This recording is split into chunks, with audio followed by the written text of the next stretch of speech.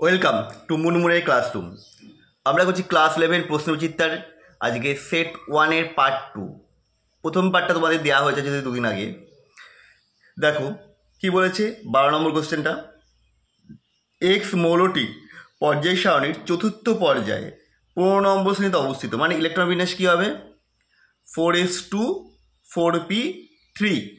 তাহলে কোন বিবৃতি সঠিক? দেখো 4s2 তারপরে কী হয় 3d পূর্ণ হয়, তারপরে হয় 4p3। তার মানে এখানে এটা আসছে অপশানগুলোর মধ্যে ডি অপশানটা দেখো, এস এবং ডি কক্ষক পূর্ণ এবং পি কক্ষক অর্ধপূর্ণ, এটা হবে অপশান ডি।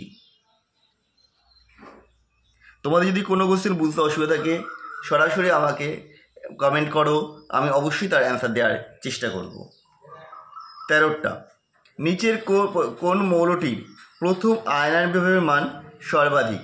দেখো এগুলো সব হচ্ছে প্রথম পর্যায়ের মৌল, ক্ষার ধাতু গ্রুপ 1-এর, ফলে এদের কম হবে। যত বাম থেকে ডানে যাবো আয়নায়ন বিভবের মান তত বাড়তে থাকবে।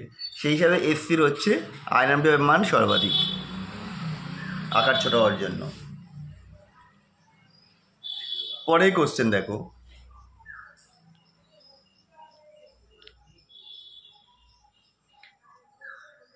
বিবৃতি এ, সোডিয়ামের ওপর দিয়ে ক্লোরিন গ্যাস চালনা করলে সোডিয়াম ক্লোরাইড উৎপন্ন হয়, মানে NaCl তৈরি হয়। এটা সত্য, যেটি একটি সুস্থিত যৌগ। কারণ হিসেবে কী বলছে রিজনিং, সোডিয়াম ক্লোরাইডে Na এবং Cl এর অষ্টক পরিপূর্ণ না হলেও এটি গঠিত হয়ে থাকে। এটা ভুল কথা, কারণ এনেরও অষ্টক পূর্ণ হয়ে থাকে, Na প্লাস যখন করে, এবং Cl মাইনাসেরও অষ্টক পূর্ণ থাকে। সুতরাং এক্ষেত্রে হবে যেটা অপশান সি, এ সঠিক কিন্তু আর সঠিক নয়, that means option C option. Next চলে যায় কোশ্চেনে। CO3 2- CO2 এর মধ্যে সি বন্ড ও বন্ধনের সঠিক ক্রম কোনটি হবে? দেখো এখানে সবথেকে বেশি বন্ধন আছে, মানে বন্ধন দৈর্ঘ্য সবথেকে বেশি এটার হবে। যার বন্ধন ক্রম যত কম তার বন্ধন দৈর্ঘ্য তত বেশি, সেই হিসাবে সিওর বন্ধন দৈর্ঘ্য সব থেকে বেশি।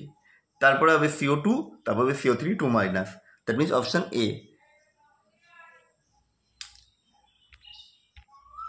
পরেরটা কি বলেছে, PCl5 যৌগে Cl bond P bond Cl কোণের সংখ্যা কত? এটা আকৃতি কীরকম না পঞ্চগণীয় দ্বিপিরামিড। দেখো ছবিটা আমি এখানে দেখিয়ে দিয়েছি, যেখানে এই দেখো এই Cl দুটো যেটা অ্যাক্সিয়াল পজিশনে রয়েছে, এদের মধ্যে কোণ কত হবে 180 ডিগ্রি, তার একটা 180 ডিগ্রি। তিনটে এরা রয়েছে ইকুইটোরিয়ালে, এরা হচ্ছে 120 ডিগ্রি করে, মানে তিনটে 120 ডিগ্রি, একটা 180, তিনটে 120। এবার এরা এই তিনটে ক্লোরিনের সঙ্গে এই Clটা 90 ডিগ্রি করে রয়েছে, মানে এর ওপরের ক্লোরিনটা 3টে 90 ডিগ্রি রয়েছে, নিচের ক্লোরিনটাও 3টে 90 ডিগ্রি করে রয়েছে, দ্যাট মিনস 6টা 90 ডিগ্রি অ্যাঙ্গেলে করে রয়েছে, অপশান সি। আমাদের ভিডিও কেমন লাগছে তোমরা কিন্তু কমেন্ট করে জানাবে, তোমাদের কমেন্ট আমাদের জন্য ভীষণ ইম্পর্টেন্ট। নিচের কোনটিতে N পরমাণুর sp3 সংকরিত থাকে? এটা হবে NO প্লাসে হচ্ছে sp সংকরায়িত। দেখো কীভাবে হয়েছে করে দিয়েছি। এটা H ইকুয়াল টু কী ছিল আমরা জানি, বন্ধনের সংখ্যা, বন্ধের বন্ধন অংশনকারী কক্ষকের সংখ্যা, H equal to half V plus X minus C plus A. V হচ্ছে যোজ্যতা, নাইট্রোজেনের যোজ্যতা কত 5, মানে যোজ্যতা কি ইলেকট্রন সংখ্যা 5। এক্স হচ্ছে কত 1 জিজি পরমাণু, এখানে NO2 মানে সবকটা অক্সিজেন রয়েছে, অক্সিজেনে শূন্য হয়, শূন্য। সি হচ্ছে ক্যাটায়নের চার্জ, এই হচ্ছে অ্যানায়নের চার্জ, এটা যেহেতু ক্যাটায়ন NO প্লাসে NO2 প্লাসে, তো ক্যাটায়ন চার্জ হচ্ছে +1 ছিল বলে -1 করেছি।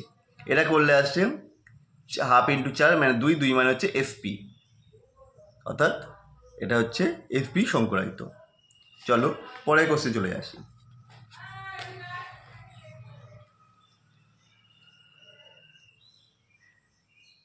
ম্যাঙ্গানেট অর্থাৎ MnO4 2- এবং পার ম্যাঙ্গানেট আয়নের গঠন চতুস্তলক কী হয়? কারণ কি?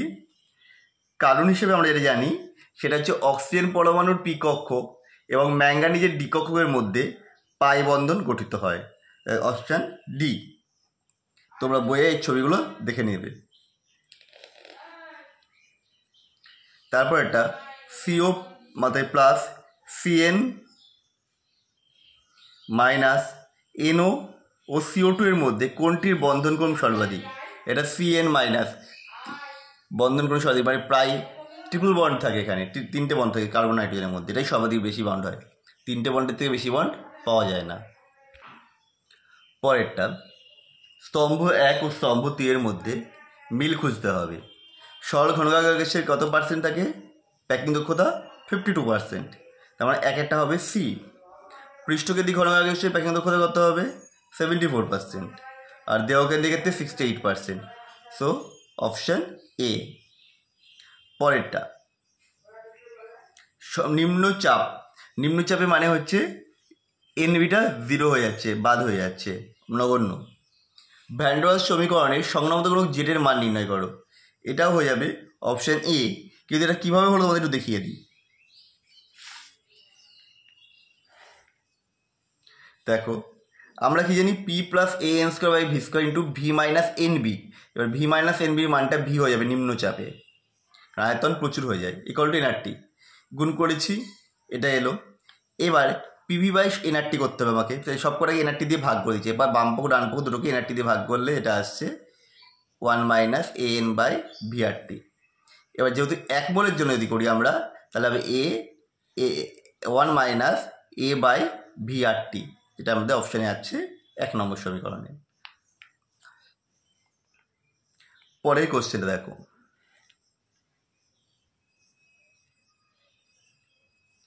এসটিপিতে হাইড্রোজেন, নাইট্রোজেন, অক্সিজেন ও HBr গ্যাসগুলির গড় বর্গবেগের CRMS বার বের করতে হবে।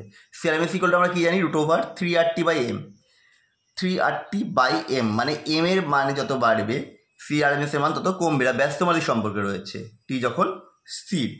সুতরাং এক্ষেত্রে যার আণবিক ভর যত কম তার CRMS এর মান তত বেশি, সেই হিসাবে এটা অপশানটা হয়ে যাবে এ, কারণ হাইড্রোজেনের সব থেকে কম 2, নাইট্রোজেনের 14, অক্সিজেনের 28, অক্সিজেনের হচ্ছে 32, এটা ক্যালকুলেশন করে দেখতে হবে 35/36।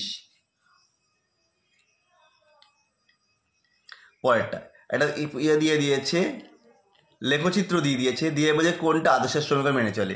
দেখো পিভি ভার্সেস পি এর এই গ্রাফটায় সবসময় কি পি অক্ষের সমান্তরাল যেটা সেটা আদর্শ গ্যাস, তাহলে এখানে একমাত্র বিটাই আছে সমান্তরাল, সো এখানে কেবলমাত্র অ্যান্সার হবে বি, যেটা আদর্শ গ্যাসকে চিহ্নিত করছে, বাকিগুলো সব বাস্তব গ্যাস। তো আমাদের এই সেকেন্ড পার্টটা কেমন লাগলো কমেন্ট করে জানাও। আবার দেখা হবে নেক্সট ভিডিওতে তোমাদের সাথে।